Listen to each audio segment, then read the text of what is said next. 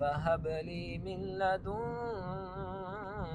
وليا يرثني ويرث من آل يعقوب واجعله رب رضيا. يا زكريا إنا نبشرك بغلام اسمه يحيى لم نجعل له من قبل سميا. قال رب أنى يكون لي غلام وكانت امرأتي عاقرا وقد بلغت من الكبر عتيا. قال كذلك قال ربك هو علي هين